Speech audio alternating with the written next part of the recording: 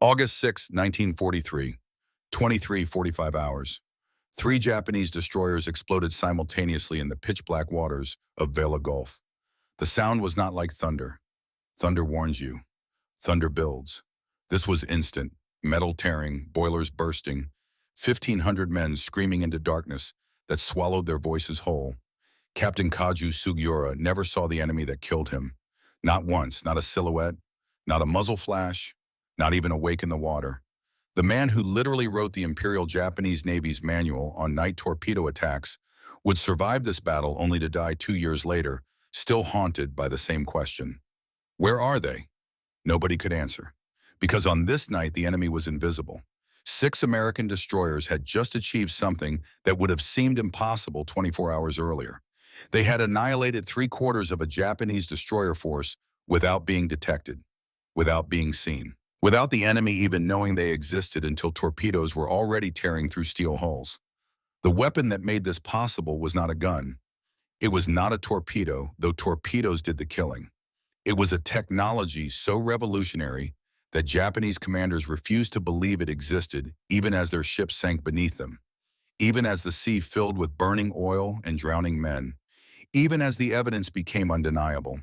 By the time the sun rose on August 7th, the Imperial Japanese Navy's 2-decade dominance of night combat was over. Finished, dead in the water alongside 1,500 sailors who had trained their entire lives for battles they would never again be allowed to fight. This is the story of how that happened. But more than that, this is the story of the men who made it happen. The American commander who bet his career on a technology nobody trusted. The admiral who risked everything to give him that chance. The 19-year-old radar operator whose hands shook so badly he could barely read his screen. And the Japanese captain whose expertise, whose training, whose entire life's work became obsolete in 37 minutes. If you served in the Pacific during World War II, or if your father did you know these waters, you know what night combat meant. You know the terror of waiting in darkness for an enemy you could not see. Share your stories in the comments below. This is your history. This happened to your generation. And most people today have no idea how close we came to losing everything. The story begins not in Vela Gulf, but in a cramped office in Pearl Harbor 3 days earlier. August 3rd, 1943, 1600 hours. Commander Frederick Moosberger stood in front of Admiral Theodore Stark Wilkinson's desk, trying to explain why everything the United States Navy believed about destroyer tactics was wrong. Moosberger was 41 years old, the son of a Pittsburgh machinist. Not famous, not connected, not the kind of officer who got invited to cocktail parties with admirals. His service record was competent but unremarkable. 4 years at Annapolis. Steady promotions, no black marks, no particular distinctions. Just another destroyer commander in a war that needed thousands of them. But Moosberger had spent the last 6 months studying something that kept him awake at night. The numbers, the casualty reports, the after-action summaries from every night surface engagement in the Solomon Islands campaign. And those numbers told a story that made his blood run cold. American ships were dying. Not occasionally, not in hard-fought battles where both sides took losses. American cruisers and destroyers were being slaughtered in night actions where Japanese forces appeared out of nowhere, launched devastating torpedo attacks, and vanished before American gunners could even identify targets. The Battle of Savo Island, August 9, 1942. Japanese cruisers surprised an Allied force and sank 4 heavy cruisers in 32 minutes. 4 heavy cruisers. Gone. 1,500 men dead. The American ships had radar. Early radar systems that could theoretically detect approaching vessels, but their commanders did not trust the technology. By the time lookouts made visual identification, Japanese torpedoes were already in the water. The Battle of Tassafaronga, November 30th, 1942. 8 Japanese destroyers engaged 5 American heavy cruisers and 4 destroyers. The result, 1 American cruiser sunk, 3 heavily damaged. Japanese losses, 1 destroyer. American commanders reported being ambushed, despite having radar detection of the Japanese force. They dismissed the radar contacts as islands or friendly vessels. They waited for visual confirmation. They died waiting. The pattern repeated across dozens of engagements. American casualties mounted. Cruisers became floating coffins. Destroyer crews learned to fear the night. Moosberger had read every report. He had interviewed survivors. He had studied the Japanese tactical doctrine that made this dominance possible, and he had reached a conclusion that contradicted everything the senior admirals believed. The problem was not Japanese superiority. The problem was American doctrine.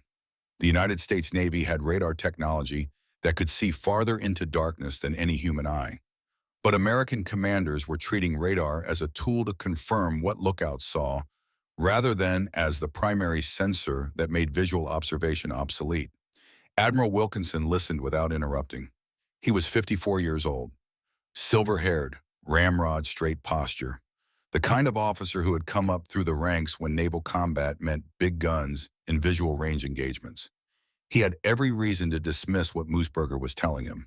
But Wilkinson had also spent the previous 3 weeks reviewing the same casualty reports.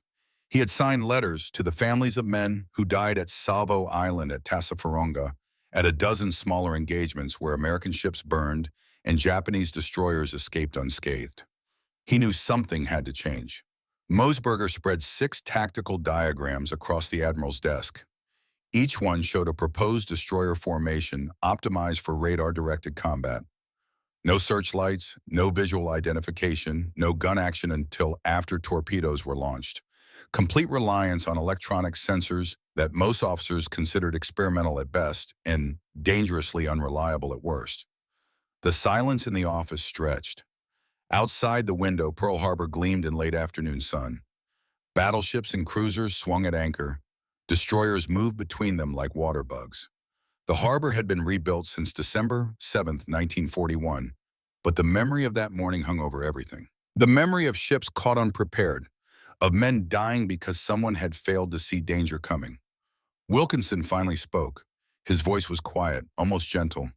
"Commander, do you understand what you are asking me to authorize?" "Yes, sir."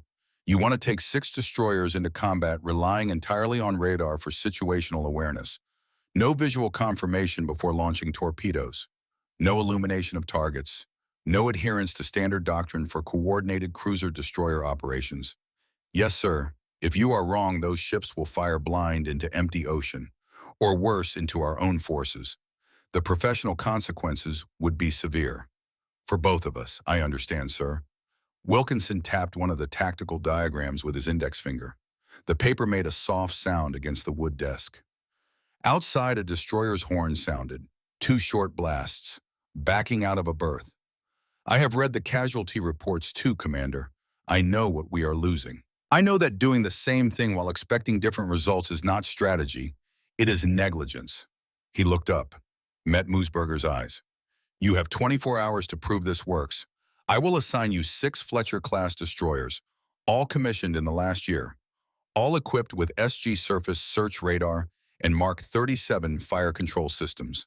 Intelligence indicates Japanese destroyers will transit Vela Gulf on the night of August 6th, carrying supplies to Colombo, Angola. You will intercept them using your proposed tactics. If you succeed, we change doctrine across the Pacific Fleet. If you fail..." He did not finish the sentence. He did not need to. If Moosberger failed, if he fired 24 torpedoes into empty ocean based on faulty radar contacts, his career would be over. Court-martial. Disgrace. His name used as an example of what happened when junior officers ignored established procedures. But if he succeeded, Moosberger left the admiral's office at 16:45 hours. The sun was beginning to set. Long shadows stretched across the harbor. He walked to the officers' quarters he shared with 3 other commanders and sat on his bunk for 20 minutes without moving. He was not thinking about tactics. Not yet.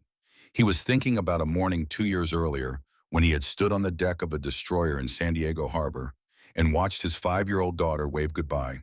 She was 7 now. He had missed her 6th birthday. He would miss her 7th.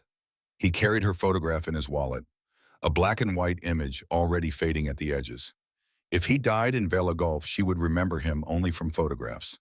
If he was court-martialed and disgraced, she would grow up with a father who had failed. If he succeeded, she might never know what he had done. Classified reports. Tactical innovations attributed to senior commanders. The quiet machinery of institutional memory that erased junior officers from history. He pulled out his writing paper at 17:30 hours. The letter to his wife took 45 minutes to write. He told her he loved her. He told her to kiss their daughter for him. And he told her that if something happened, if she heard he had made a terrible mistake, to remember that he had been trying to save lives. American lives, thousands of them. He sealed the envelope at 18:15 hours. His hands were shaking. He addressed it carefully. Her name. Their street in Pittsburgh. The house with the blue shutters and the oak tree in the front yard. He pressed the stamp into the corner with his thumb. A 3-cent purple Washington. He could smell the faint scent of her perfume on the paper. She had sent him letters. He had saved them all, kept them in a wooden box under his bunk. Mosberger did not mail the letter immediately. He put it in his pocket, walked to the harbor, stood looking at the water as darkness fell. 7,200 miles to the west, Captain Kaju Sugura was conducting his own preparations. August 4th in Japanese time zones. The calendar was different, but the stakes were identical. Men on both sides preparing for a battle neither yet knew would be the most one-sided naval engagement in modern history. Sugura was 43 years old, born in 1900 in Hiroshima, the son of a merchant family with no military tradition. He had entered the Imperial Japanese Naval Academy in 1918 against his father's wishes, excelled in tactics and gunnery, graduated 5th in his class. By 1943, he had commanded destroyers for nearly 2 years and had survived engagements that killed officers with twice his experience. But his most important credential was not survival, it was expertise. In February 1943, just 6 months before Vela Gulf, Sugura had served as chief instructor at the Imperial Japanese Navy Torpedo School. He had literally written sections of the official manual on coordinated night attacks. Young officers studied his tactical diagrams. Senior commanders requested his advice. When destroyer captains discussed night combat doctrine, they quoted Sugura. He understood torpedo warfare as well as anyone in the Pacific Fleet, which is what made his survival so significant. Because the man who wrote the book on Japanese destroyer tactics was about to discover that books become obsolete when technology changes the rules. Sugura called his briefing aboard Hagikaze at 1400 hours on August 4th. His previous transport mission to Kolombangara on August 1st had been a complete success. 900 troops delivered, 120 tons of supplies unloaded, no American interference, 0 losses. The mission had gone exactly according to doctrine, exactly as the manual prescribed. Therefore, he informed his officers they would repeat it. Same route, same timing, same procedures. The predictability did not concern him. American forces relied heavily on cruiser firepower. They used destroyers primarily for screening. Independent destroyer operations deep in Japanese-controlled waters were not anticipated. Intelligence reports mentioned no unusual American naval activity in the area. Commander Tamichi Hara, captain of the destroyer Sugura, immediately objected. He stood when Sugura finished speaking. His voice was respectful but firm. Captain, with respect, repeating the exact same route and timing is extremely dangerous. The Americans will be expecting us. Sugura shook his head. The route has been specified by higher headquarters in Rabaul. Communications difficulties prevent changes at this stage. The landing coordinates have already been provided to ground forces on Kolombangara. We cannot alter the plan without creating confusion that could endanger the entire operation. Hara pressed the point. Then at least allow Sugura to proceed ahead as a scout. We can detect any American presence and warn the main formation before you enter the Gulf. Sugura refused. Sugura's engines were in poor mechanical condition after weeks of continuous operations. Scouting ahead at high speed was not feasible. All 4 ships would proceed together in standard column formation. Hagikaze leading, followed by Arashi Kawakaze and Sugura trailing. The discussion ended there. Orders were orders. The mission would proceed as planned. What Sugura did not know, what he could not know, was that American cryptographers had broken Japanese naval codes months earlier. Every message between Rabaul and Kolombangara had been intercepted, decoded, analyzed. American intelligence knew the exact route, the exact timing, the exact number of ships. They knew everything except whether an American commander would have the courage to act on that intelligence using tactics that contradicted 20 years of naval doctrine. That night, August 4th, Sugura sat alone in his cabin aboard Hagikaze. The ship swayed gently at anchor. Through the portal, he could see the lights of Rabaul Harbor, other warships preparing for other missions, the machinery of an empire still confident in its tactical superiority. He pulled a photograph from his desk drawer. His son, 5 years old in the picture, though the boy would be 6 now, maybe 7. Time moved strangely during war. Months compressed into days, days stretched into years. The photograph was creased at the corners from handling. He had looked at it so many times the image was starting to fade. The boy's name was Hiroshi. He lived in Tokyo with Sugura's wife and mother. Sugura had not seen him in 18 months. In the photograph, Hiroshi wore a school uniform and held a wooden toy ship. He was smiling. Children smiled easily before they understood what war meant. Sugura placed the photograph back in the drawer at 2200 hours. He wrote a short entry in his personal log. Standard notation, weather conditions, mechanical status, mission objectives for August 6th. No mention of doubt, no hint of concern. The writing of a professional officer confident in his training and his men. He did not know he had 2 years to live. He did not know that American radar was tracking Japanese radio transmissions. He did not know that a relatively unknown American commander named Frederick Moosberger was at that moment finalizing tactics that would make everything Sugura had learned, everything he had taught, everything he believed about naval warfare completely and irreversibly obsolete. The distance between Pearl Harbor and Rabaul is 7,200 miles. The distance between confidence and catastrophe is sometimes measured in hours, sometimes in minutes, sometimes in the 20 seconds it takes for a torpedo to cross from launcher to target. August 5th, 1943, Pearl Harbor, 0800 hours. Moosberger received his orders. 6 destroyers, USS Dunlap, USS Craven, USS Maury, USS Lang, USS Sturette, USS Stack, all Fletcher class, all commissioned within the last 12 months, all equipped with the latest radar systems, all crewed by men who trusted their eyes more than their screens. Moosberger called a conference of his commanding officers at 1000 hours. 6 captains, all older than him, several with more combat experience. He stood in front of them in a briefing room that smelled of coffee and cigarette smoke and explained tactics that violated everything they had been taught at Annapolis. There would be no searchlights, no visual identification before launching torpedoes, no gun action until after the torpedoes hit, complete radio silence except for essential tactical communications. All ships would rely primarily on radar for situational awareness. The radar operators, not the lookouts, would have final authority on target identification. The silence that followed was not respectful. It was stunned.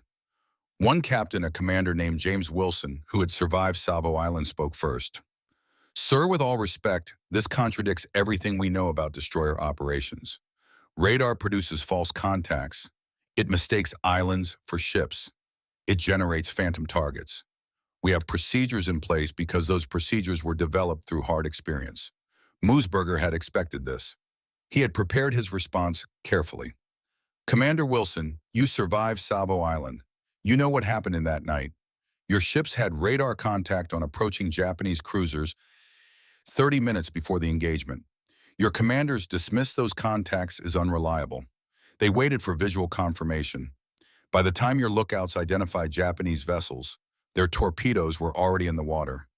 4 cruisers sunk, 1,500 men dead. Would radar-directed torpedo attacks have saved those ships?" Wilson's face went rigid. The other captains shifted in their seats. Nobody wanted to relitigate Savo Island. That disaster had already claimed enough careers. But Moosberger was right, and everyone in the room knew it. The pattern was undeniable. American ships that relied on visual identification were dying. The few engagements where commanders had trusted radar and acted quickly had produced better results. Not victories necessarily, but at least survival. The briefing continued for another hour. Moosberger walked them through every detail. Formation spacing, radar sweep patterns, torpedo spread calculations, fire control procedures, communications protocols. He had thought through every contingency, anticipated every question. His tactical diagrams were precise and thorough. By 1200 hours, the captains were not converted, but they were willing to try. Partly because orders were orders. Partly because they respected Moosburger's preparation. Partly because deep down they all knew that losing cruisers at Savo Island rates was unsustainable. The 6 destroyers departed Pearl Harbor at 1800 hours on August 5th. The sun was setting as they cleared the harbor entrance. Moosburger stood on Dunlap's bridge and watched the Hawaiian Islands recede into twilight. In his cabin below the letter to his wife sat sealed in his desk drawer, written just hours before departure. The envelope contained everything he wanted to say if he did not return. The words felt inadequate, even as he had written them. Some fears could not be captured in ink. The voyage to Vela Gulf would take 29 hours. Time enough to drill his crews on radar procedures. Time enough to review the intelligence reports one more time. Time enough to second-guess every decision. Time enough to imagine 15 different ways this could go catastrophically wrong. But also time enough to remember why it mattered. Time enough to think about the American sailors who had died at Savo Island, at Tassafaronga, at a dozen other night actions where superior Japanese tactics and superior Japanese training had slaughtered men who never saw their killers. Time enough to decide that trusting a radar screen was less frightening than trusting luck. August 6, 1943, 0600 hours. The 6 American destroyers cut through gray Pacific swells 200 miles southeast of Vela Gulf. Dawn came slowly, first a pale line on the eastern horizon, then gradual brightening, then sudden tropical sunrise that turned the ocean from black to blue in minutes. Commander Frederick Moosburger had not slept. He stood on Dunlap's bridge drinking coffee that had gone cold an hour ago. The mug was white ceramic with a hairline crack near the handle. Navy issue, standard equipment. He had drunk from mugs like this for 20 years. But the coffee tasted different this morning. Metallic, bitter. Or maybe that was just his mouth. Fear had a taste. Most people did not talk about that. 12 hours until the interception. 12 hours to prepare his crews for something no American destroyer force had attempted before. 12 hours to prove that electronic signals could replace 20,000 years of human evolution that taught men to trust their eyes above all else. The radar operators were the key. Everything depended on them. Young men, most of them. Boys, really. 18, 19, 20 years old. They had trained on radar systems for a few months at most. Some had never been in combat. Now Moosburger was asking them to guide 6 destroyers through a night attack where the margin for error was measured in degrees and minutes, where a misread screen could send 24 torpedoes into empty ocean, or worse, into American ships. At 0800 hours, Moosburger assembled the radar operators in Dunlap's Combat Information Center. The space was cramped, designed for 4 men but currently holding 9. The air smelled of electrical equipment and sweat.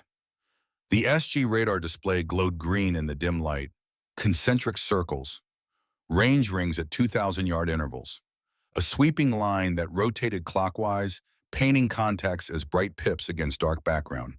The youngest operator was a seaman named Tommy Chen, 19 years old, Chinese-American from San Francisco. He had joined the Navy 6 months after Pearl Harbor when he was barely 18. Trained as a radar technician because the Navy needed them desperately, and Chen had scored high on the electrical aptitude tests. He had been operating shipboard radar for exactly 4 months. Chen stood in the corner of the compartment trying not to shake. His hands were trembling. He clasped them behind his back so the others would not notice. But Moosburger noticed. Moosburger noticed everything. The commander spoke quietly. No raised voice. No dramatic pronouncements. Just facts delivered in steady Pittsburgh inflection that made complicated things sound manageable. Gentlemen, tonight you will do something that has never been done before. You will guide this task force through a radar-directed torpedo attack. No visual confirmation, no searchlights, no waiting for lookouts to identify targets. When your screens show enemy contacts, we will believe those screens. When you call out range and bearing, we will launch torpedoes based solely on your information. He paused. Let that sink in. 9 young men processing the weight of what he had just told them. Some officers do not trust radar. They think electronic equipment is unreliable. They prefer human eyes. But I have studied every night action in this campaign and the pattern is clear. Ships that trust radar live. Ships that wait for visual confirmation die. Tonight we prove that radar wins battles. A petty officer named Robert Martinez raised his hand. He was 22, from Albuquerque. He had the most radar experience of anyone in the compartment. 7 months, nearly veteran status by Pacific Fleet standards. Sir, what if we pick up false contacts? Islands look like ships on these displays. Weather can create phantom returns. How do we know what is real? Mooseburger had expected this question. He had an answer ready. You know by training and experience. You know because you have been studying these screens for months. You know because tonight you will have something the Japanese do not have. You will have time. We will detect them at extreme range, 15 miles, maybe more. You will track them for 20 minutes, 30 minutes. You will see how they move. Real ships move differently than islands. Real ships maintain course and speed. You will know. He made eye contact with each operator. One at a time, making it personal, making it matter. The Japanese have trained their lookouts for years, 10 years, 15 years. They select men with exceptional eyesight. They teach them to see in near total darkness. They feed them special diets rich in vitamin A to enhance night vision. They are the best optical observers in any navy in the world. Another pause, longer this time. But their lookouts can see maybe 3,000 yards on a clear night with good moonlight. Your radar sees 15,000 yards in any conditions. Rain fog, total darkness. You can see 5 times farther than their best lookouts. That is your advantage. That is how we win. Tommy Chen felt something shift inside his chest. Not confidence exactly, but something close to it. The shaking in his hands subsided slightly. Mooseburger was right. The numbers did not lie. Radar could see farther. That was simple physics. Simple geometry. If they could detect the Japanese first track, them longer calculate firing solutions, while the enemy still had no idea American ships were present, then maybe this actually could work. The briefing continued for another 30 minutes. Mooseburger walked them through the tactical plan step by step, the approach route, the formation spacing, the radar sweep patterns each ship would maintain, the fire control calculations, the communications procedures. He had thought through every detail, anticipated every scenario. His preparation was meticulous. By 0900 hours, the operators understood their roles. More importantly, they believed the plan could work. Mooseburger had given them something more valuable than tactics. He had given them faith in their equipment and their training. He had made them feel like the most important men in the task force, which for this mission, they absolutely were. The hours crawled past. Morning became afternoon. The sun climbed to vertical and began descending toward the western horizon. The destroyers maintained course and speed, 25 knots, straight line toward the interception point. The ocean was empty, no other ships visible. Just 6 American destroyers and 7,200 square miles of Pacific. At 1400 hours, Mooseburger returned to his cabin for the first time since dawn. He needed to write, not another letter to his wife. That one was already sealed and waiting in his desk drawer, written last night before they departed Pearl Harbor. This was different. This was a letter he would never send, a letter to himself, an attempt to capture what he was feeling before the feeling got lost in whatever happened next. He sat at his small desk and pulled out paper, plain white, no letterhead. His hands were steady now. The coffee jitters had passed hours ago. He wrote for 15 minutes without stopping. If this works, the Navy will change tactics across the Pacific Fleet.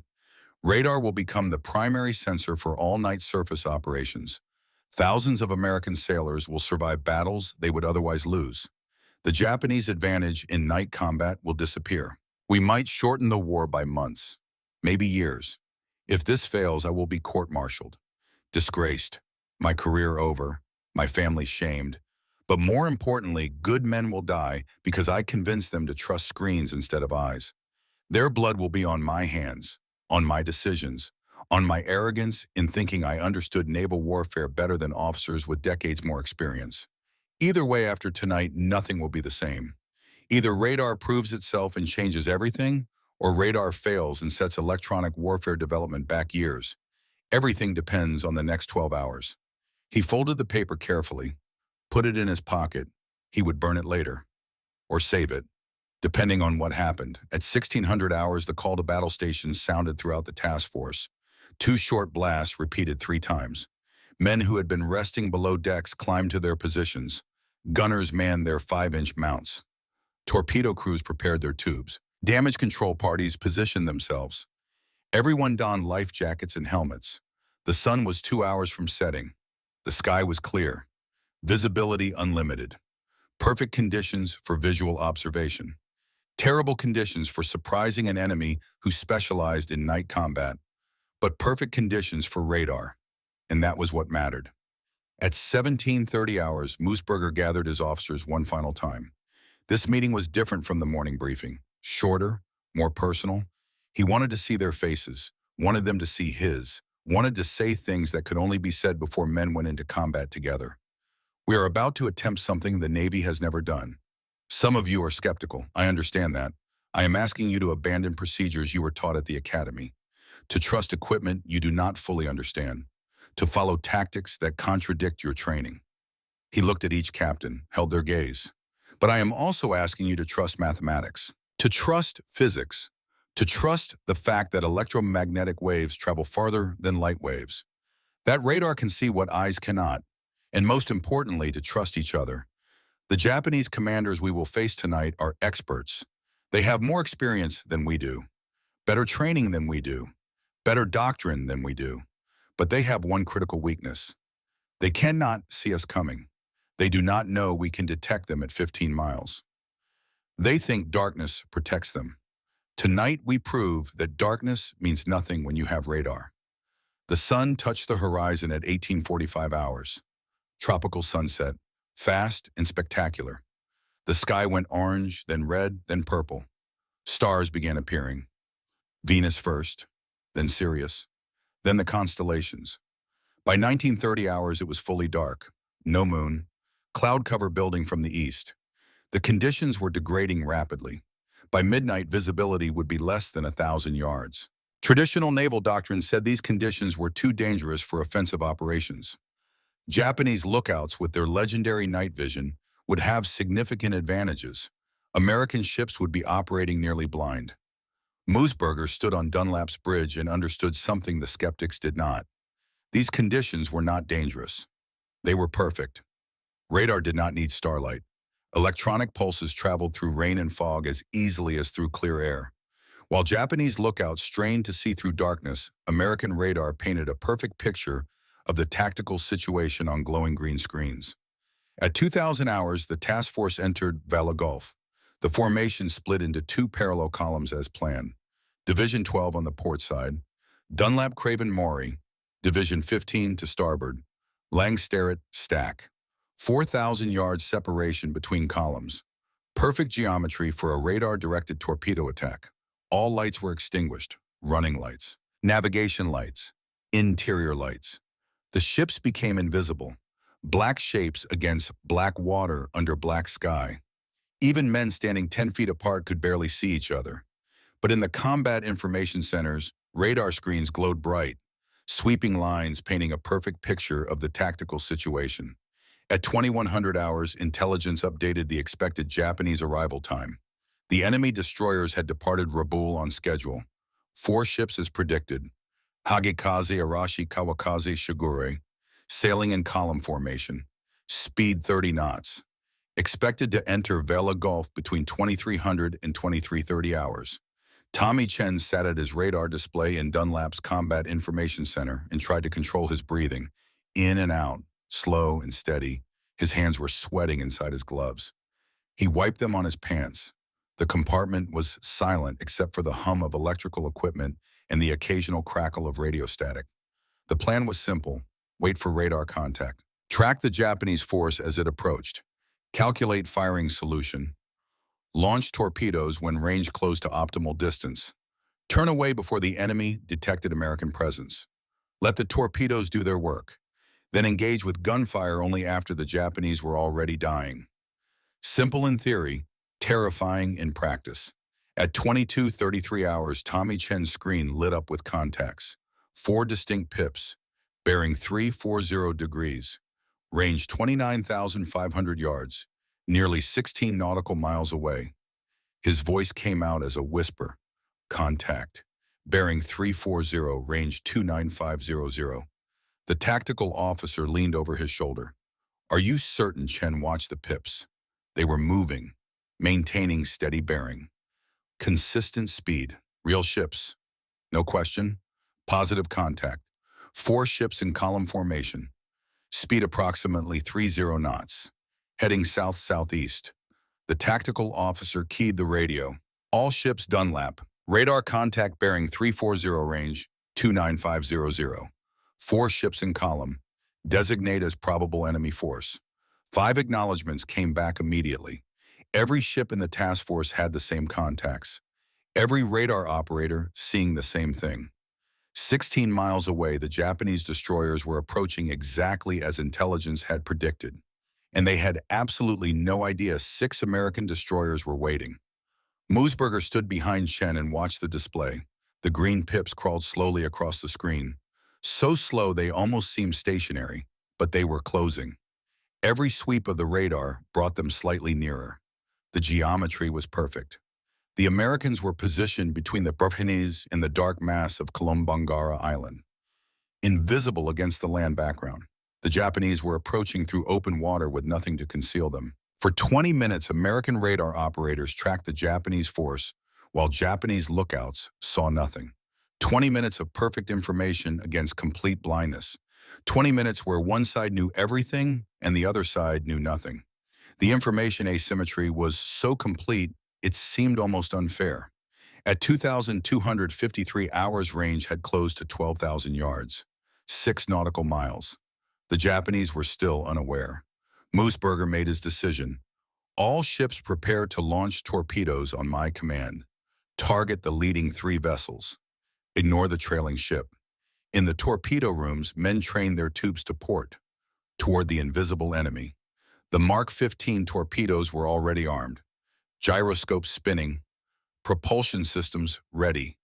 Each weapon carried 800 pounds of high explosive in a warhead designed to punch through destroyer hulls below the waterline. At 2,301 hours, range was 10,000 yards, 5 nautical miles. At 2315 hours, range was 8,000 yards, 4 nautical miles. At 2330 hours, range was 7,000 yards. Tommy Chen's hands had stopped shaking. He was too focused to be afraid. His entire world had narrowed to the radar screen.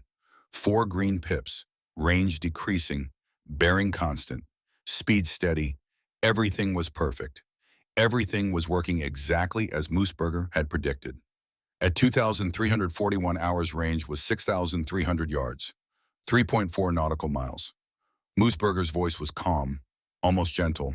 All ships, fire. USS Dunlap launched 8 torpedoes.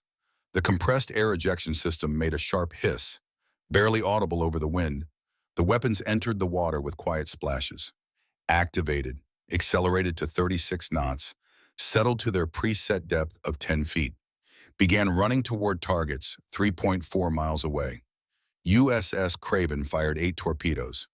USS Maury fired 8 torpedoes. 24 weapons in the water within 63 seconds. The math was elegant and terrible. 24 torpedoes running at 36 knots toward 4 ships, making 30 knots in the opposite direction. Combined closing speed 66 knots. Time to impact approximately 3 minutes 30 seconds. As soon as the last torpedo cleared the tubes, Moosberger ordered hard right rudder. All 3 ships in Division 12 turned 90 degrees to starboard and accelerated, withdrawing to the northeast, moving away from the kill zone before the Japanese even knew they were under attack. In the Combat Information Center, Tommy Chen watched his screen and counted seconds. The torpedoes were invisible on radar, too small, too low in the water, but he could calculate their position, could imagine them running through black water toward targets that still had not detected them. 100 seconds since launch. The torpedoes were halfway to target. The Japanese destroyers continued on course, unchanged, unaware. 150 seconds. The torpedoes were 3/4 of the way there. 200 seconds. Almost there now. Aboard Hagakaze, Captain Kaju Sugura stood on his bridge watching darkness. The night was completely black. Cloud cover had reduced visibility to perhaps 500 yards. Maybe less. His formation was making 30 knots in precise 500-meter spacing. Navigation was proceeding perfectly. The mission would be another success. another validation of Japanese training and Japanese doctrine. If Sugura had possessed radar, it would have shown 6 American destroyers less than 6,000 yards away. It would have shown 24 torpedoes closing at combined speed of 66 knots. It would have shown that he had approximately 40 seconds before everything changed forever. Sugura had no radar. He had lookouts with exceptional night vision standing on the bridge wings scanning darkness with binoculars. They saw nothing, because there was nothing to see.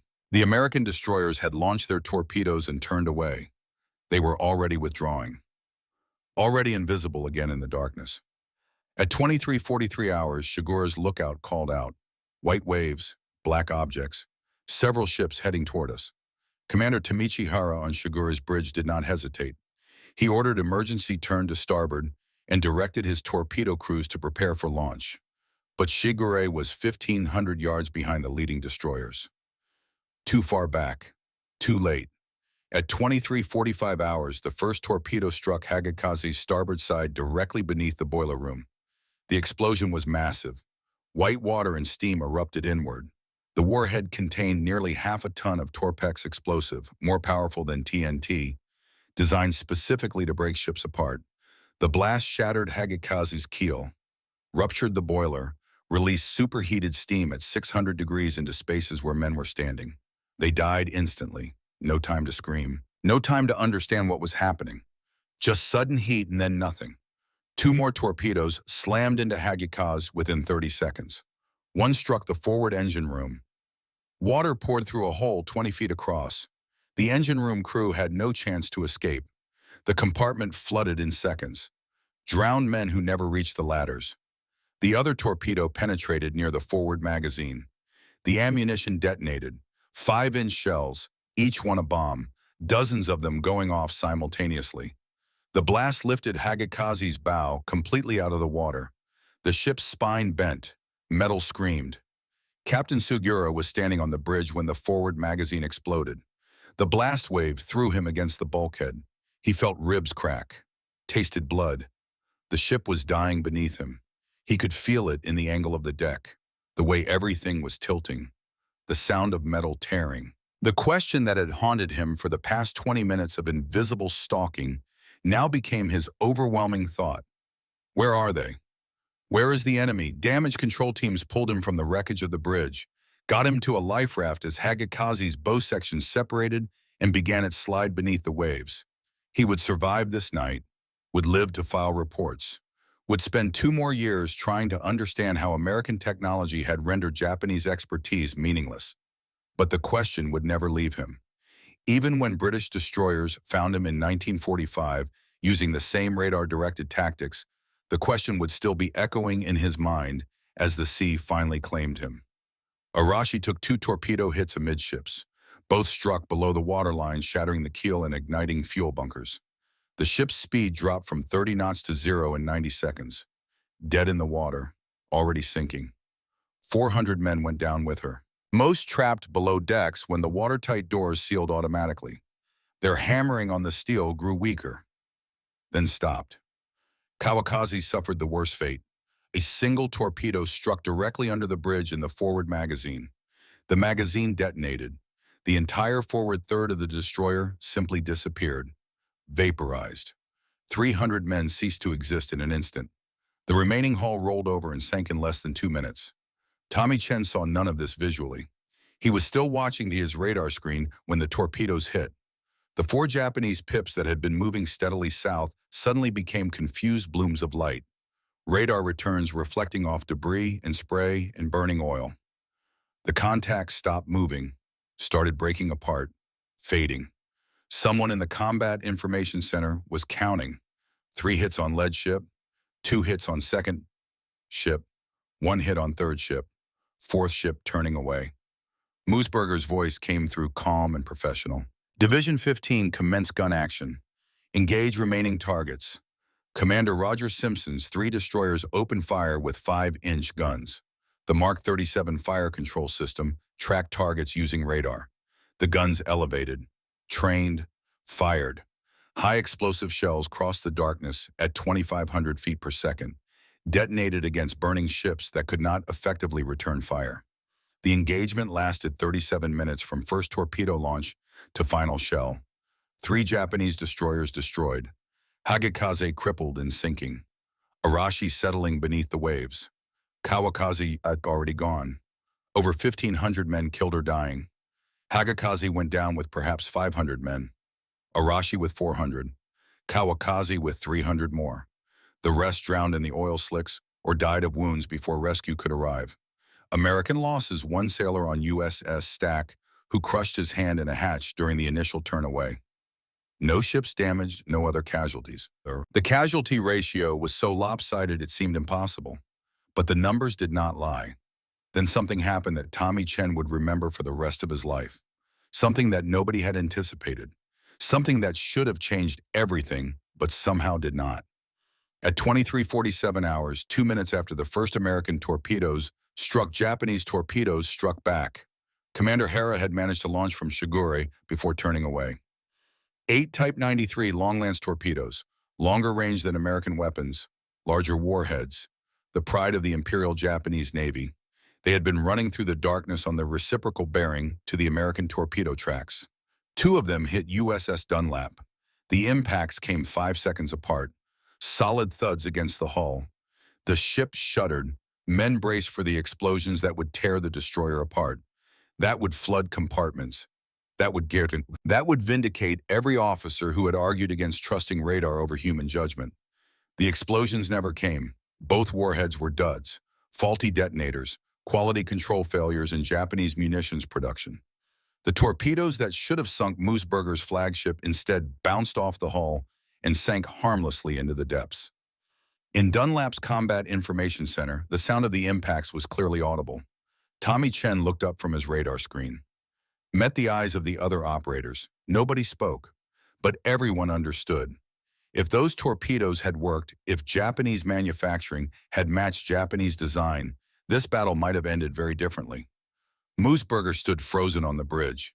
He had felt the impacts, had recognized them for what they were, had waited for the blast that would prove his critics right, that would kill his men, that would end his career not in disgrace but in death. Nothing, just silence. And the continuing roar of American guns destroying what remained of the Japanese force.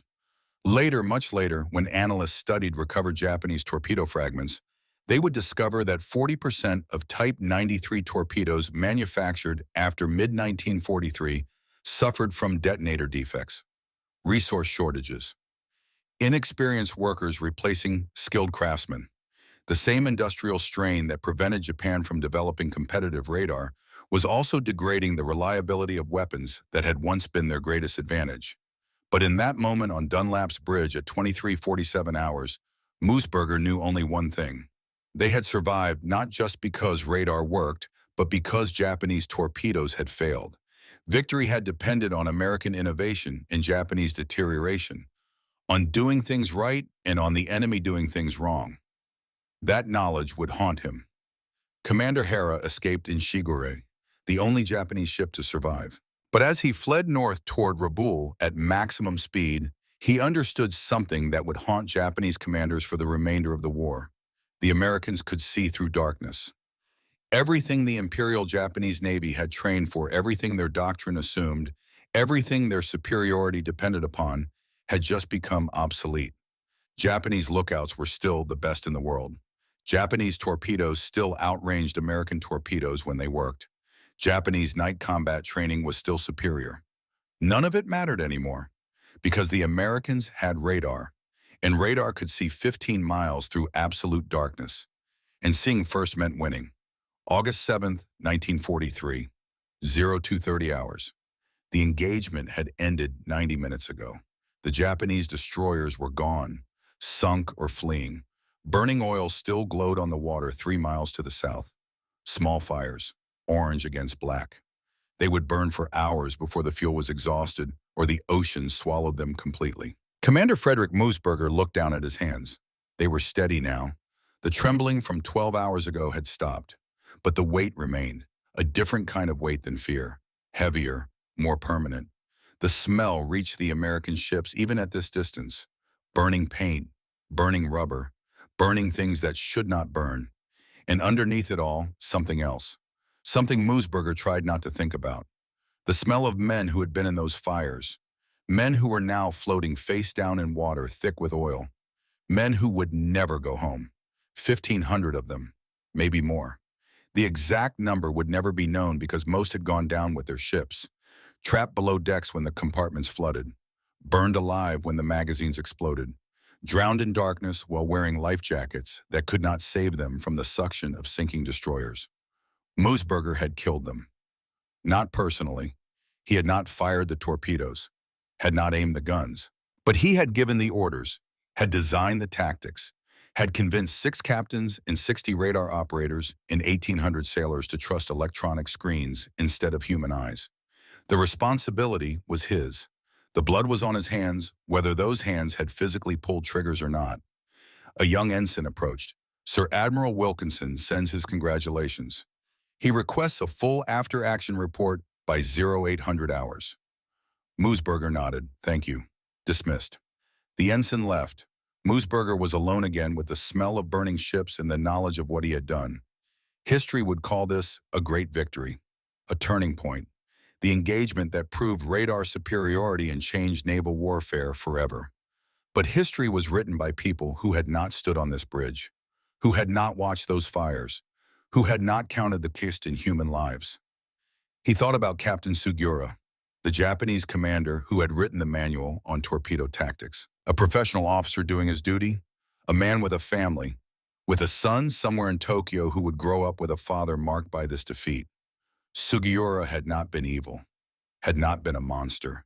He had simply been on the wrong side of a technological revolution. In the wrong place when the rules changed. The man had survived tonight. Moosberger had received that report, pulled from Hagakese's wreckage, rescued by Hera's Sugura during the withdrawal. But survival might be worse than death for a man like Sugura.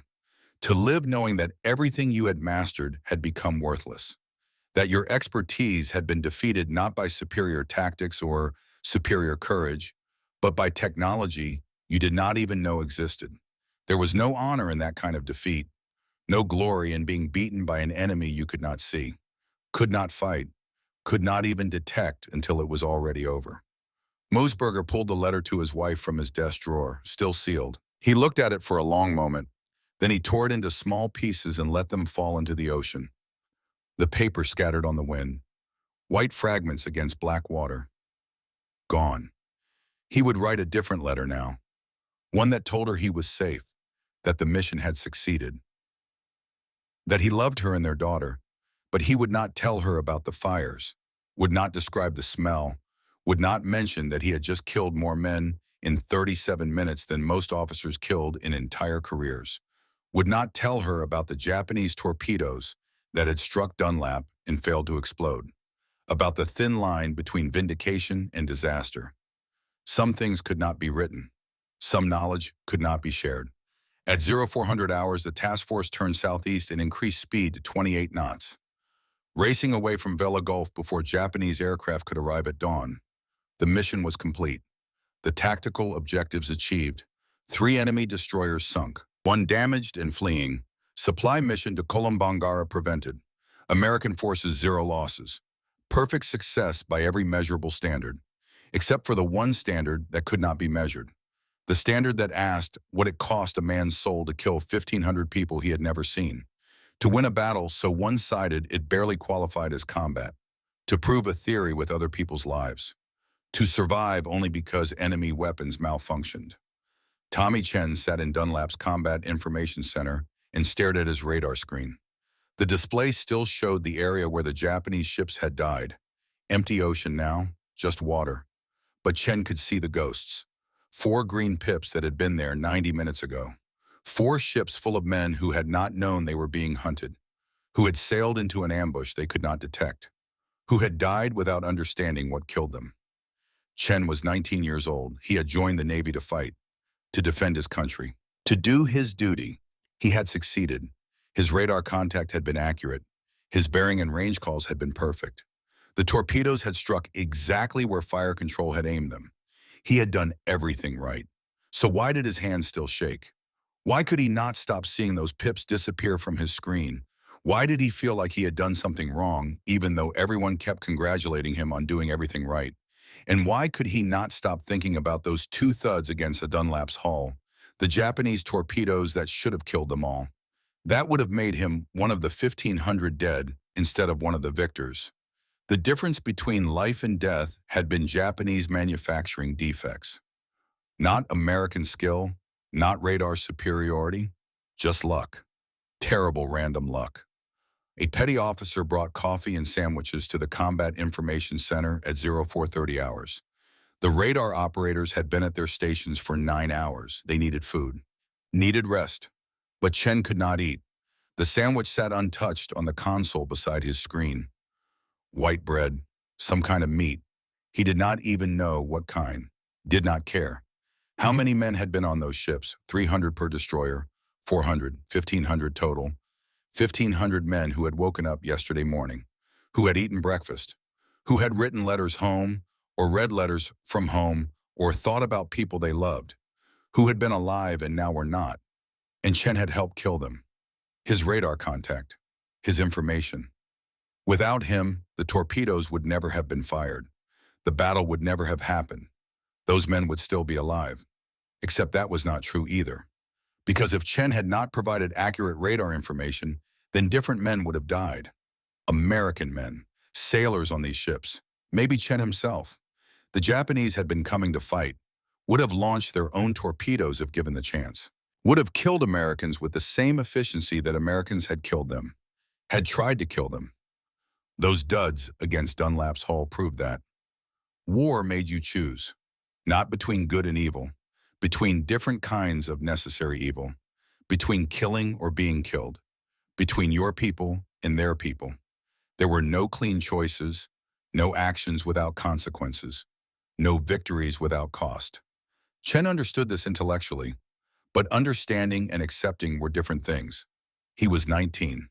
6 months ago, he had been working in his father's restaurant in San Francisco, washing dishes, serving customers, living a life where the hardest decision was whether to add extra ginger to the fried rice. Now he had helped kill 1,500 men, and people were congratulating him for it. And he had nearly been killed himself by weapons that randomly failed, and he did not know how to feel about any of it. At 0600 hours, dawn came, sudden and bright. The tropical sun rose over an empty ocean. No sign of the battle except oil slicks that would dissipate over the next few days. The ocean was very good at hiding evidence, at swallowing ships and men and making everything look clean again. Moosberger began writing his after-action report at 0630 hours. The format was standard. Mission objectives, forces engaged, tactical execution, results, lessons learned. He wrote in precise military language that reduced human tragedy to technical achievement. At 22:33 hours, radar contact was established with 4 enemy destroyers at range 29,500 yards. Contact was tracked for 68 minutes while task force maneuvered into optimal attack position. At 23:41 hours, Division 12 launched 24 Mark 15 torpedoes at range 6,300 yards. Minimum of 8 torpedoes achieved hits on target vessels. 3 enemy destroyers sunk. 1 enemy destroyer damaged and withdrawn. Estimated enemy casualties exceed 1,500 personnel. American casualties, 1 enlisted man injured. No ships damaged. Clean sentences. Professional tone. No mention of burning oil or men drowning in darkness. No description of what it felt like to watch radar contacts disappear, knowing each one represented hundreds of deaths. No mention of the Japanese torpedoes that struck Dunlap, the duds that saved American lives. Command had decided that information was too sensitive, too demoralizing. Better to let people believe the victory was total, complete, untainted by luck or enemy malfunction. Just facts, numbers, and technical details that could be analyzed and incorporated into new tactical doctrine. This was what the Navy needed, what Admiral Wilkinson had requested, proof that radar-directed attacks worked, evidence that could justify changing doctrine across the Pacific Fleet, information that would save American lives in future engagements. But it was not the whole truth. The whole truth was messier, more complicated. full of questions that had no good answers. Questions about whether technological superiority justified tactical approaches that turned combat into slaughter. Whether winning so completely that the enemy never had a chance was really victory or something else. Something that felt less like courage and more like execution. Whether surviving because enemy weapons failed was really winning at all. Moosberger finished the report at 0745 hours. 5 pages. Single-spaced. Comprehensive and professional. He signed it, sealed it, gave it to a yeoman to transmit to Admiral Wilkinson's headquarters. Then he went to his cabin and closed the door and sat on his bunk and put his face in his hands. He did not cry. Officers did not cry. But he sat there for 20 minutes without moving, breathing slowly, trying to process what he had done, what he had proven, what it meant, how close they had come to disaster, how thin the line was between vindication and catastrophe. He had changed naval warfare. That was not arrogance. That was simple fact. After tonight, after this battle, the United States Navy would adopt radar-centric tactics as standard doctrine. Other commanders would study his approach, would replicate his success, would kill thousands more enemy sailors using the methods he had developed. American lives would be saved. The war might be shortened. Strategic objectives would be achieved more efficiently. By every rational measure, what he had done was right, necessary, important. But necessity did not make it easy. Importance did not erase the smell of burning ships. Rational analysis did not stop him from seeing Captain Sugura's face in his imagination.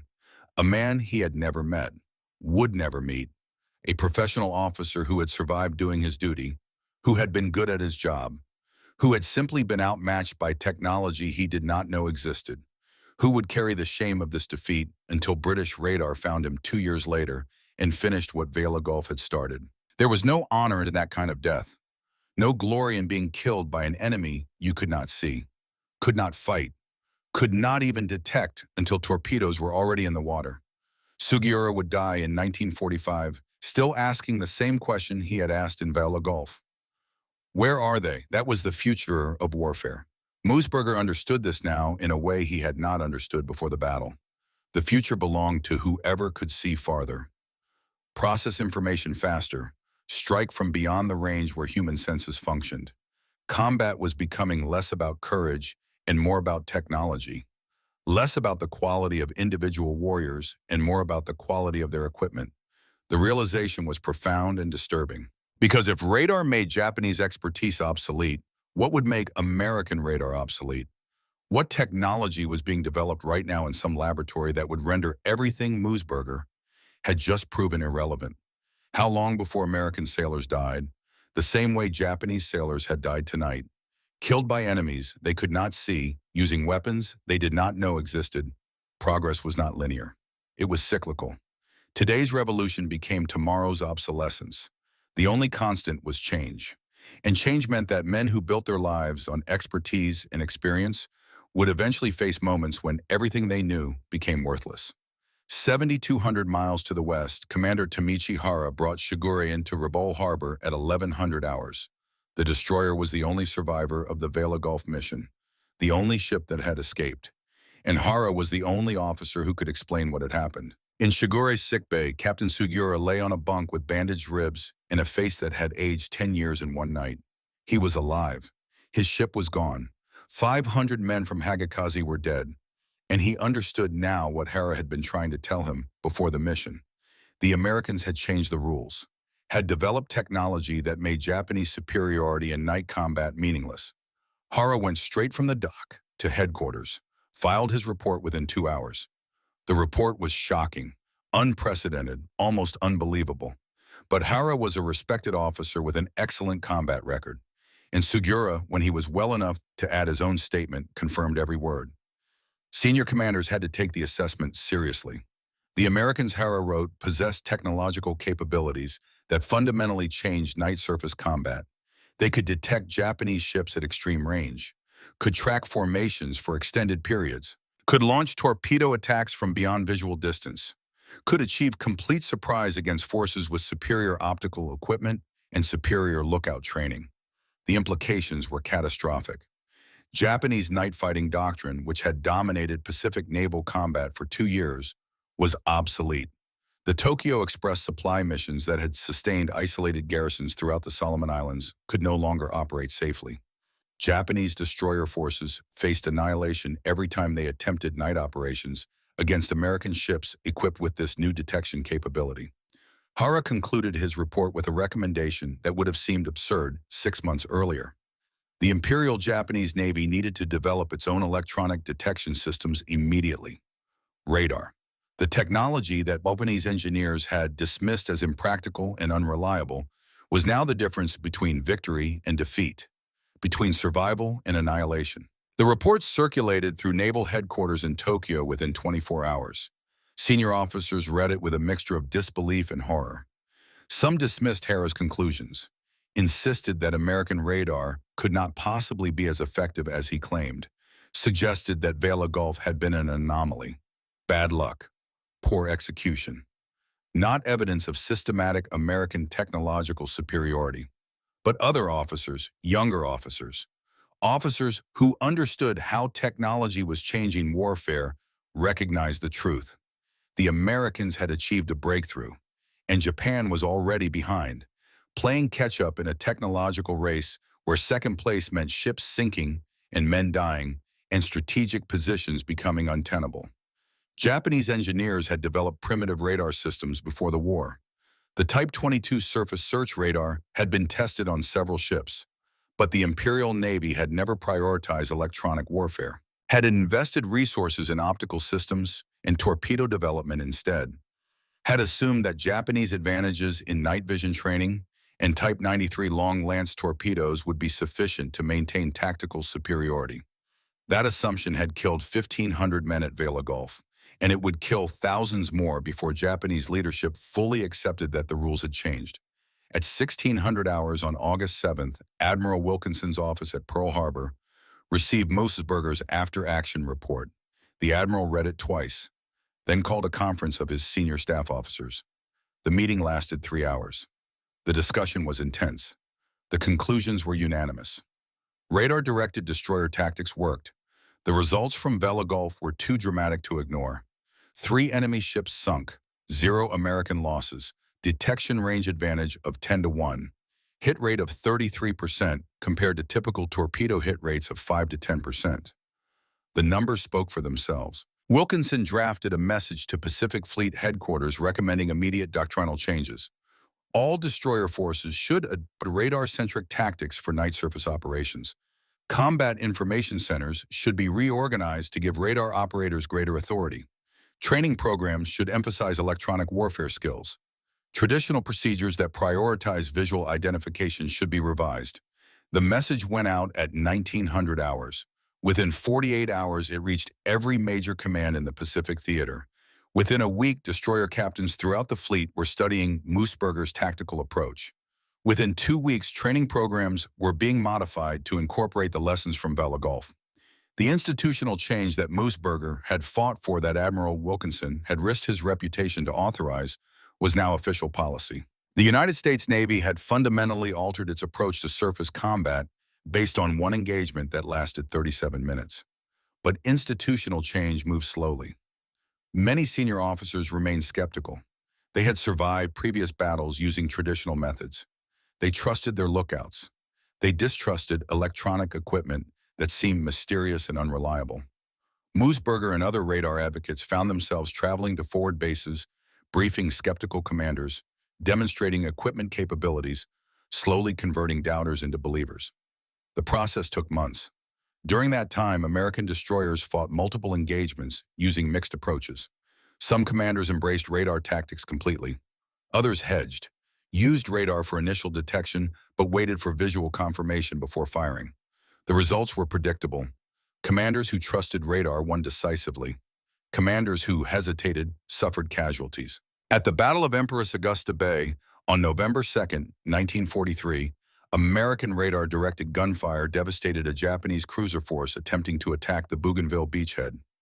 1 Japanese cruiser sunk, 3 cruisers and 1 destroyer heavily damaged. American losses: no ships sunk, minor damage to 2 destroyers, 19 men killed. The casualty ratio was over 30-1 in American favor. 3 weeks later, at the Battle of Cape St. George on November 25th, Captain Arleigh Burke led 5 American destroyers against 5 Japanese destroyers, evacuating troops from Buka Island. Burke employed Vela Gulf tactics precisely: silent approach, radar tracking, torpedo attack before gun action. The Americans sank 3 Japanese destroyers and damaged a 4th. American losses none, 0 ships damaged, 0 casualties. Burke had learned from Moosburger, had studied the Vela Gulf after-action report, had understood that radar was not just a tool but a complete revolution in how destroyers fought at night. His success at Cape St. George made him famous, made him the poster child for electronic warfare, made his name synonymous with destroyer tactics. Moosburger's name appeared in the classified reports, in the tactical manuals, in the briefings given to new destroyer captains. But the public never learned it. The newspapers celebrated Burke. The promotion boards remembered Burke. History would remember Burke. And Moosburger would die almost forgotten. The pattern was undeniable. Radar worked. Commanders who used it properly won. Commanders who ignored it died. The Tokyo Express, which had successfully supplied Japanese garrisons for 2 years, despite American efforts to stop, it ceased operations entirely by December 1943. Japanese commanders simply could not risk destroyer forces against American radar-equipped ships. The supply situation for isolated Japanese garrisons became desperate. Without the Tokyo Express, soldiers on bypassed islands faced starvation. Kolombangara, which Captain Sugura had been attempting to resupply when his destroyers were destroyed at Vela Gulf, was evacuated in September 1943. The Japanese rescued approximately 9,600 men but abandoned the strategic position entirely. Similar evacuations occurred across the Central and Northern Solomons. Japanese forces that had fought tenaciously to hold territory simply withdrew when supply became impossible. The American island-hopping strategy exploited this vulnerability ruthlessly. Rather than attacking heavily defended positions directly, American forces bypassed them and cut supply lines. Japanese garrisons that might have resisted for months surrendered or starved when radar-equipped destroyers prevented resupply operations.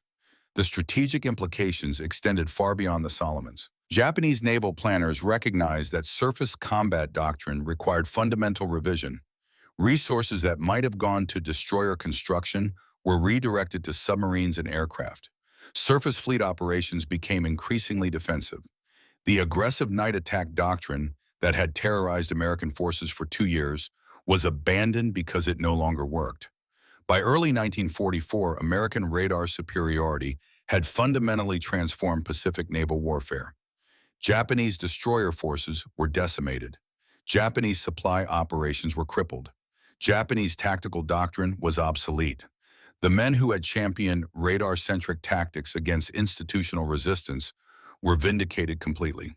But vindication had different meanings for different men. May 16, 1945. The Malacca Strait between Malaya and Sumatra. 2 years and 9 months after Vela Gulf. The war in Europe had ended 8 days earlier. The war in the Pacific continued. Captain Kaju Sugura stood on the bridge of heavy cruiser Haguro and watched 5 British destroyers closing from the northwest. It was near midnight. The conditions were nearly identical to that night in Vela Gulf. Dark, cloud cover, no moon, perfect conditions for Japanese night fighting doctrine. Except that doctrine no longer worked. And Sugura knew that. He had survived Vela Gulf only to spend 2 years watching Japanese night combat superiority crumble. Had commanded destroyers through a dozen engagements where American radar turned Japanese expertise into obsolescence. Had filed report after report explaining that technology had changed the rules. That lookouts could not compete with electronics. That the Imperial Navy needed radar immediately. The reports had been ignored, or rather acknowledged but not acted upon. Japanese radar development had accelerated. Type 22 systems were being installed on some ships. But Japanese radar was inferior to American systems. Shorter range, less reliable. The gap was too wide. Japan was playing catch-up in a race it had already lost. In November 1944, Sugura had been given command of Haguro, a heavy cruiser, a significant promotion for an officer whose destroyer had been sunk. The Navy needed experienced commanders. Needed men who understood that the old ways no longer worked even if they could not yet master the new ways. Now Haguro was attempting to deliver supplies to Japanese forces in the Andaman Islands. The last supply run, the final mission, and British destroyers were closing using the same radar-directed tactics that American destroyers had used at Vela Gulf. Sugura could see it happening again. The British ships were too confident, moving too precisely, maintaining perfect formation in total darkness. They had radar. They could see Haguro. They were tracking his cruiser the same way Moosburger had tracked his destroyers 2 years ago. The question from Vela Gulf echoed in his mind. Where are they? This time he knew the answer. They were everywhere, all around, tracking him with invisible electronic eyes, calculating firing solutions while his lookouts strained to see through darkness. The technology he had not believed existed in 1943 was now standard equipment on every British destroyer. At 0045 hours, the British destroyers launched torpedoes. Sugura saw the wakes. Too late. Too close. His ship was already dying, and he had barely seen the enemy. 5 torpedoes struck Haguro below the waterline. The cruiser lost power, lost steering, began listing to port. British destroyers closed and opened fire with deck guns, shell after shell striking a target that could not maneuver, could not run, could barely fight back. Sugura stood on his bridge as the list increased, as fire spread, as his ship died around him. He had survived Vela Gulf, had lived through 2 more years of war, had watched technology make expertise meaningless, had tried to warn his superiors, had tried to adapt, had failed. In his pocket was a photograph. His son Hiroshi, 12 years old now, nearly a young man. Sugura had not seen him in 3 years, would never see him again. The boy would grow up knowing his father had commanded ships, had fought for the emperor, had done his duty. But Sugura knew the truth.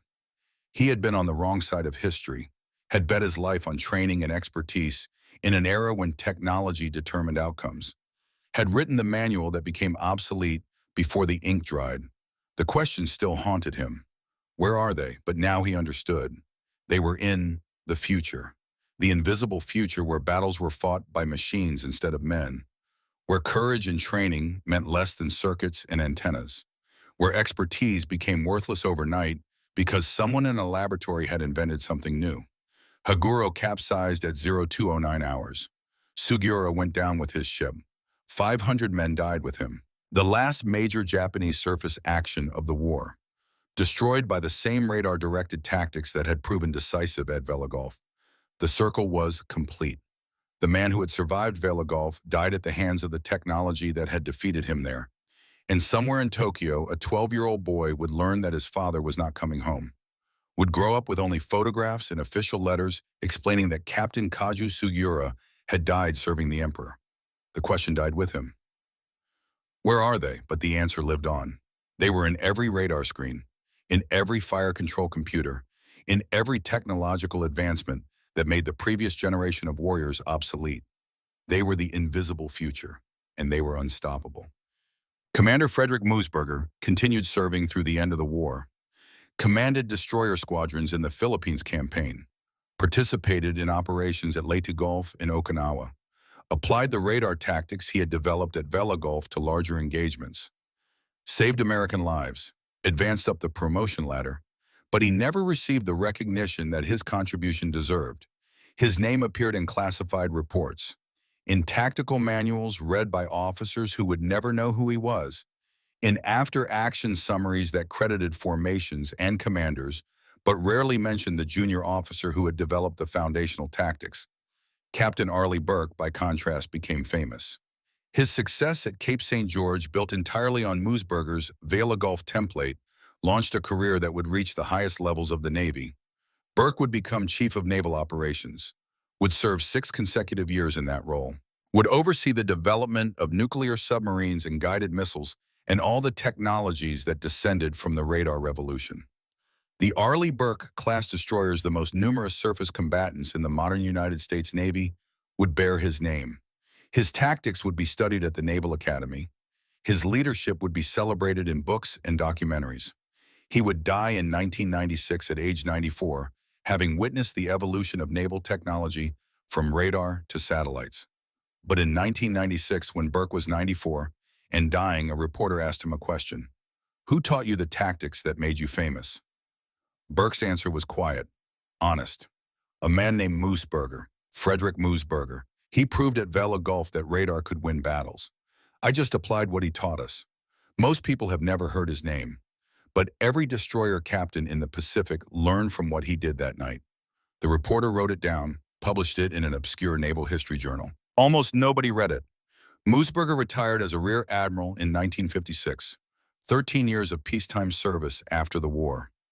Steady promotions, competent performance, no particular distinctions. He returned to Pittsburgh, bought a small house, lived quietly. His daughter had grown up, had married, had given him grandchildren who asked him about the war and received vague answers that satisfied curiosity without revealing truth. He never talked about Vela Gulf, never mentioned the 1,500 men who had died in 37 minutes, never described the smell of burning ships or the sound of Japanese torpedoes striking Dunlap's hull, or the terrible knowledge that victory had depended as much on enemy malfunction as on American innovation. Some things could not be spoken. Some knowledge was too heavy to share.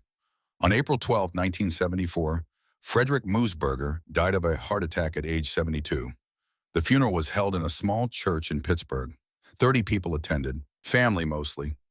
A few old Navy friends, one retired admiral who had served with him during the war. Arleigh Burke sent flowers and a note. The note said, "He changed everything. We owe him more than we can ever repay." The family appreciated the gesture, did not fully understand what it meant. No newspaper carried an obituary beyond the standard death notice. No naval historian wrote about his passing. His name did not appear in any of the major histories of the Pacific War that were being published in the 1970s. The tactical innovations he had developed were taught at the Naval Academy, but the textbooks credited radar-directed destroyer tactics without mentioning who had first proven those tactics in combat. The man who had killed 1,500 enemies and saved thousands of Americans died almost as anonymously as he had lived. His contribution to naval warfare was fundamental and revolutionary. His recognition was minimal and fleeting. History remembered the battle, remembered the technology, forgot the man. But there was one person who never forgot. One person who carried Vela Gulf with him every day for 42 years after that night. Tommy Chen mustered out of the Navy in December 1945. He was 21 years old. He had spent 3 years operating radar systems on destroyers throughout the Pacific, had participated in dozens of engagements, had helped direct gunfire and torpedo attacks that killed thousands of Japanese sailors, had done his duty, had survived. He returned to San Francisco in his father's restaurant, went back to washing dishes and serving customers, tried to resume a normal life, found that normal no longer existed. That part of him was still in Dunlap's Combat Information Center, watching green pips disappear from radar screens, still counting the seconds between torpedo launch and impact, still wondering about the men who had died because his information had been accurate. The nightmare started 6 months after his return, not every night, but often enough. Dreams where Japanese torpedoes struck Dunlap and exploded instead of failing. Where he died in the Combat Information Center. Where the faces of 1,500 drowned men asked him why. Why had he killed them? Why had technology made their training meaningless? Why had they died while he lived?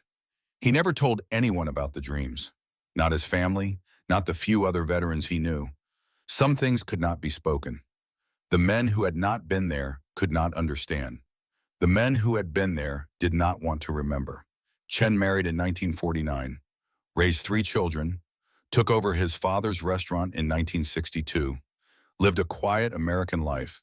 His children knew he had served in the Navy during the war, knew he had operated radar on destroyers, did not know the details, did not ask, he did not volunteer.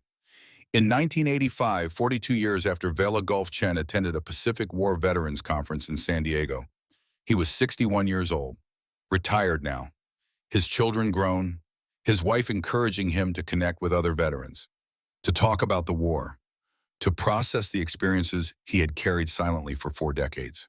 The conference was large, hundreds of veterans, American, Australian, British, sessions on different campaigns, different battles, different services. Chen attended a panel on destroyer operations in the Solomon Islands, sat in the back row, listened to men his age describing night actions and radar tactics and battles that had happened before most Americans alive today had been born. During the question period, an older Japanese man stood up. He spoke English with a heavy accent, but clearly, precisely. He introduced himself. My name is Tamichi Hara. I commanded the destroyer Sugura during the war. I was at Vela Gulf on August 6, 1943. I would like to know if anyone here participated in that engagement. The room went silent. The American veterans looked at each other. Vela Gulf was not one of the famous battles, not Midway or Leyte Gulf or the Philippine Sea. Most people had never heard of it, but a few men in that room had been there, had participated in the most one-sided destroyer engagement in modern history. Tommy Chen's hands started shaking. The same trembling from 42 years ago, the same fear, the same weight. He had not thought about Vela Gulf in years, had tried not to, had buried it under 4 decades of normal life and family and work and everything that came after the war. Now it was sitting 3 rows in front of him, the only Japanese officer who had survived, the man who had escaped in Sugura while Chen's radar contact had killed 1,500 of his countrymen. Chen stood up. His voice was steady despite the shaking in his hands. I was there. I was a radar operator on USS Dunlap. I provided the contact information that led to the torpedo attack. Hara turned around, looked at Chen. The 2 men made eye contact across the room. Across 42 years, across the war that had defined both their lives. After the session ended, they met in the hallway. 2 old men, 1 American, 1 Japanese, both shaped by a battle that lasted 37 minutes 4 decades earlier. Hara spoke first. You were the one who saw us coming.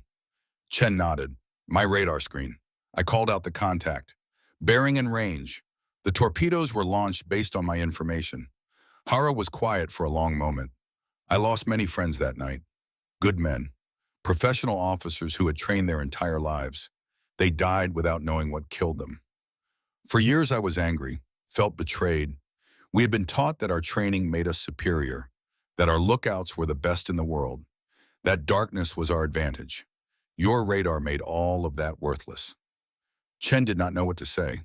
What words could address that kind of loss, that kind of anger? He started to apologize, to say he had just been following orders, just been doing his duty. Hara held up his hand. No, do not apologize. You were a soldier. I was a soldier. We both did what we were ordered to do. What I have learned in 42 years is that we were not really fighting each other. We were fighting history, fighting the change from one kind of warfare to another. Your radar did not just defeat us that night. It defeated an entire way of thinking about naval combat, made expertise obsolete, made experience worthless. That is what I have been angry about. Not you personally, the change itself. Chen felt something release in his chest, a tension he had been carrying for 4 decades without knowing it. I was 19 years old that night, terrified. I had been operating radar for 4 months. I did not feel like I knew what I was doing. I was just trying not to make a mistake, trying not to get my shipmates killed. Hara smiled sadly. I was 42, commanding a destroyer. I had 20 years of experience. I thought I knew everything. Turned out I knew nothing about the future. The war taught me that expertise is temporary, that what you know becomes obsolete when technology changes. I have spent 42 years trying to understand that lesson. They stood in silence for a moment. Veterans from other sessions were walking past, laughing, telling old stories, building the kind of camaraderie that only men who had survived the same war could build. Chen spoke quietly. There is something I have never told anyone. That night after the battle, 2 Japanese torpedoes hit my ship. I heard the impacts. We all waited for the explosions. They were duds. Both of them. If they had worked, I would have died that night. We all would have. The difference between me standing here and me dying 42 years ago was Japanese quality control failure.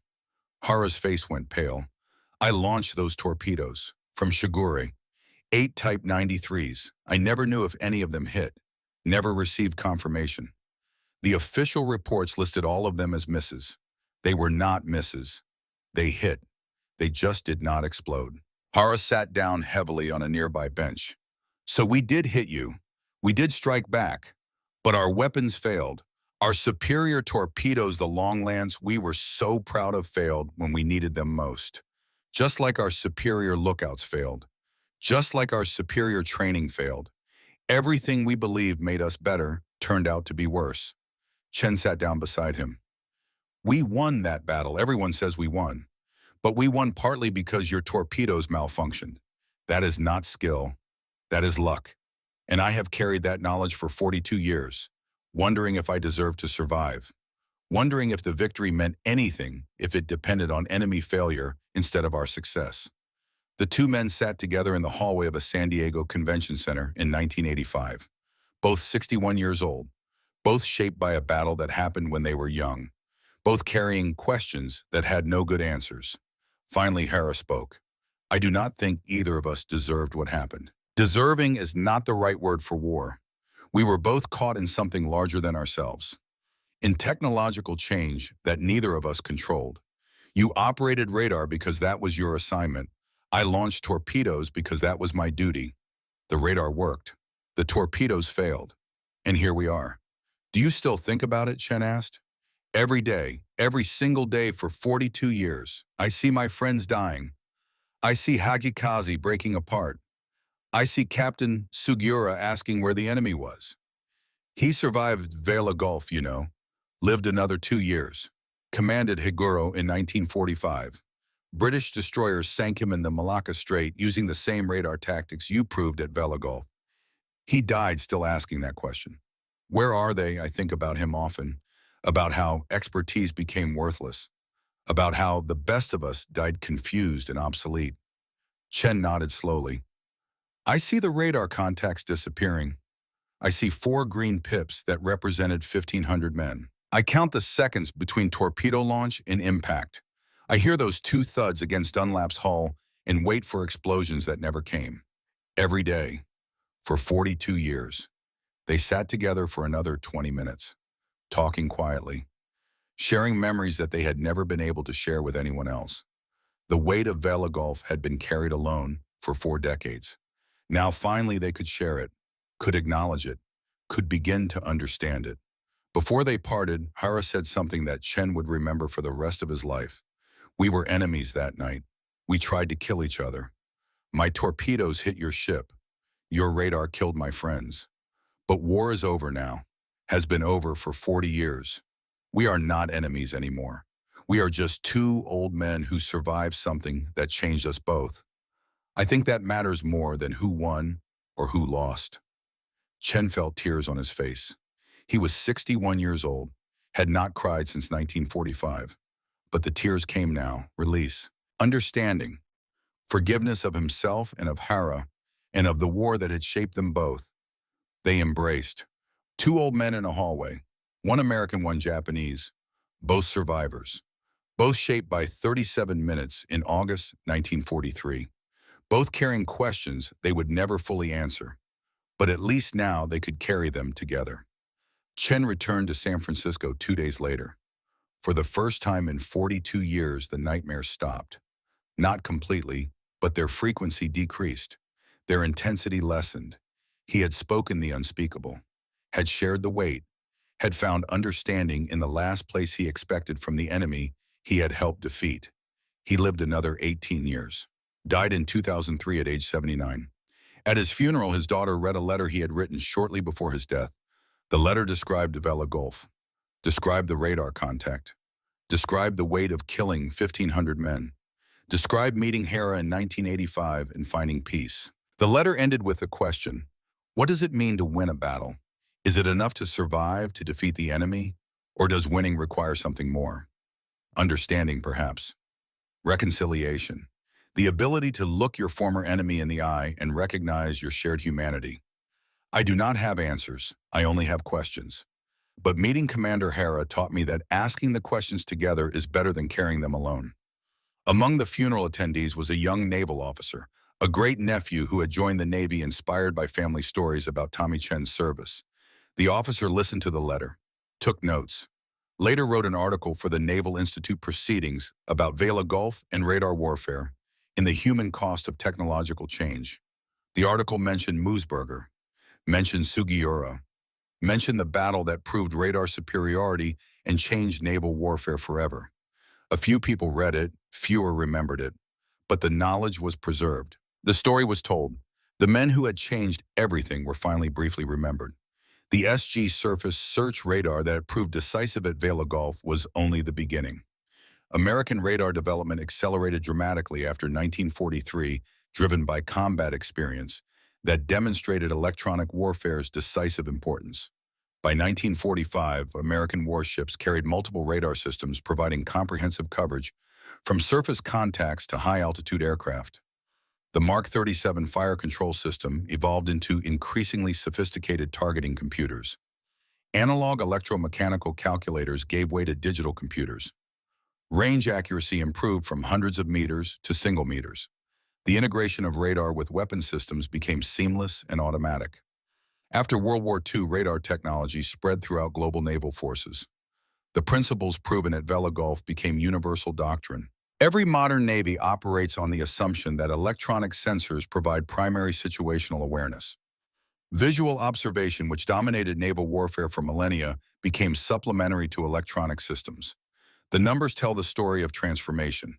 During the period from Pearl Harbor through July 1943, before radar-centric tactics became standard, American destroyers and night surface actions suffered casualty ratios that often favored Japanese forces.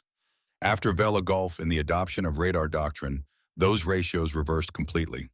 American destroyer losses to Japanese surface ships declined by over 80%, while Japanese destroyer losses increased correspondingly. Conservative estimates suggest that radar superiority in surface combat saved thousands of American sailors' lives during the final 2 years of the Pacific War. The strategic impact was equally dramatic. Japanese supplies to island garrisons declined precipitously after August 1943. Garrison after garrison found itself isolated, unable to receive reinforcements or equipment. The island-hopping strategy that carried American forces across the Pacific depended fundamentally on the ability to interdict Japanese supply lines. Radar-equipped destroyers provided that interdiction capability. Modern naval combat systems descend directly from the innovations proven at Vela Gulf. The Aegis combat system, which equips American cruisers and destroyers today, integrates radar fire control and weapon systems in ways that Commander Moosburger would recognize immediately. The fundamental concept remains identical. Use electronic sensors to detect threats beyond visual range, track multiple targets simultaneously, and engage with precision weapons before the enemy can respond effectively. Detection ranges have increased from kilometers to hundreds of kilometers. Processing speeds have increased from seconds to milliseconds. But the operational philosophy established in August 1943 continues to guide naval combat doctrine 8 decades later. The radar operators who tracked Japanese destroyers through the darkness of Vela Gulf were pioneers of a technological revolution that transformed not only naval warfare, but military operations across all domains. Today, in 2024, the lesson of Vela Gulf remains relevant. Technology continues to change faster than doctrine can adapt. Expertise becomes obsolete overnight when someone invents something new. The warriors of tomorrow will face the same challenge that Sugura faced in 1943: how to maintain relevance when the rules change fundamentally. Artificial intelligence is doing to modern pilots what radar did to Japanese lookouts. Autonomous systems are making human decision-making obsolete in domains where speed matters more than wisdom. The next generation of warriors will be defeated not by superior enemies, but by superior technology operated by people who barely understand what they are doing. Tommy Chen was 19 when he helped kill 1,500 men using a technology he had trained on for 4 months. He was terrified, uncertain, lucky, and his radar contact changed naval warfare forever. Somewhere today, another 19-year-old is operating another revolutionary technology, another system that will make expertise obsolete, another innovation that will change the rules before the old warriors understand what happened. Who is the next Sugura? Who is the expert writing the manual that will become worthless before the ink dries? Who is the professional officer training for battles that will never be fought the way he expects? The answer is sobering. It might be all of us. Because the lesson of Vela Gulf is not just about radar. It is about change itself, about the inevitability of obsolescence, about the reality that what we know today will become worthless tomorrow when someone invents something we cannot yet imagine. Frederick Moosberger proved that courage means trusting something new, even when everyone says you are wrong. Captain Sugura learned that expertise is temporary and change is permanent. Tommy Chen discovered that survival depends as much on luck as skill.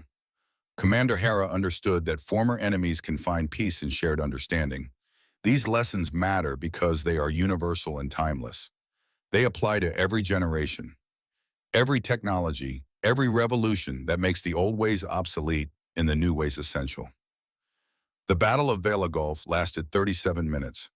August 6, 1943, 23:45 hours to 00:22 hours on August 7th. In that brief window, 1,500 men died. 6 American destroyers proved that radar could replace human eyes. Japanese night fighting superiority ended. Naval warfare changed forever. And 3 men, Moosberger, Sugura, and Chen, carried the weight of that night for the rest of their lives. Moosberger died almost forgotten in 1974. The tactical genius who changed everything. The man whose name appeared in classified manuals but never in public recognition.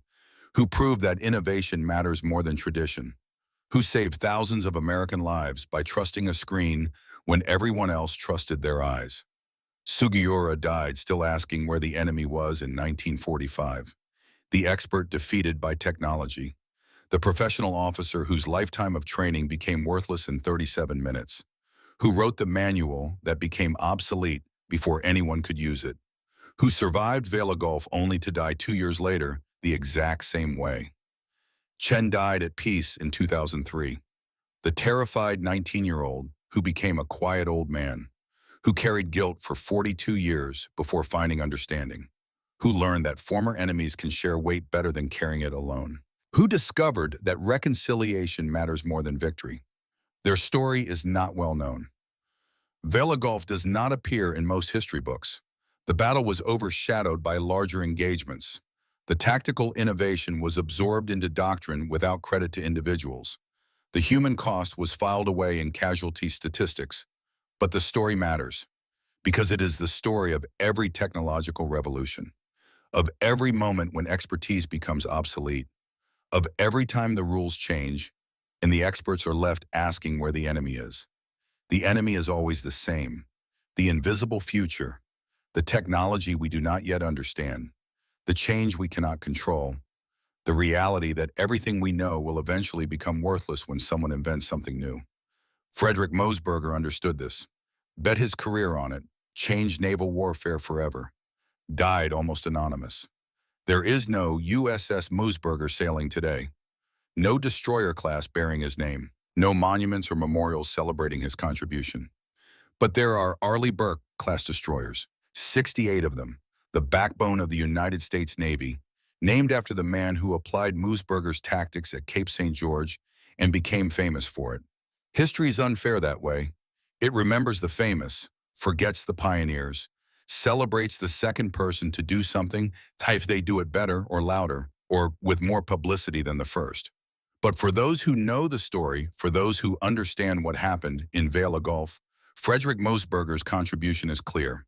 He was the first to prove that radar could win battles, the first to trust electronics over eyes, the first to kill 1,500 enemies without being seen, the first to show us the future, even though the future forgot his name. If you know stories about World War II that have been forgotten, share them in the comments. If your father or grandfather served in the Pacific, tell us about them. This generation is disappearing. In 20 years, all the men who fought that war will be gone. Their stories will survive only if we remember them. Do not let this story die. Do not let Frederick Moosberger be forgotten. Do not let the lesson of Vela Gulf disappear into footnotes and classified reports. Remember that courage means trusting something new, that expertise is temporary, that change is permanent, that the invisible future is always coming, and that the real heroes often die in silence while history celebrates someone else. Remember August 6, 1943. Remember 37 minutes that changed everything.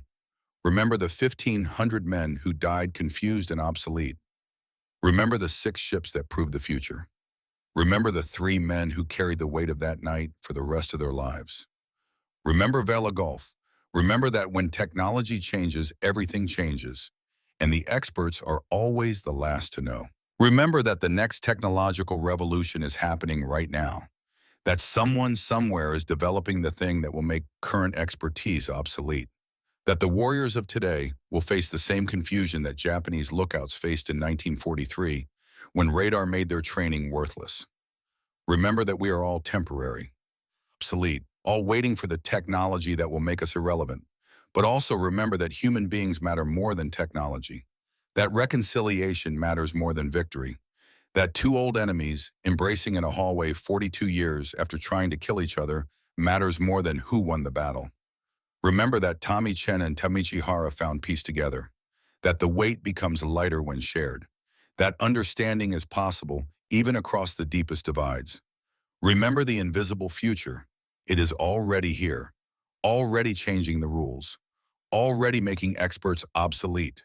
And remember Frederick Moosberger, the quiet man from Pittsburgh who changed naval warfare forever and died almost forgotten.